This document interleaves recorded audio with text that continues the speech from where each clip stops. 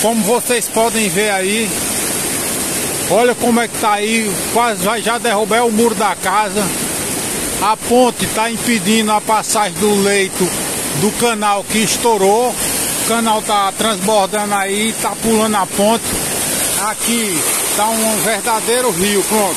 O Rio Salamanca virou aqui. Os carros lá no final da rua já estão sendo cobertos. Perca total para bastante famílias aqui hoje, viu? Triste situação.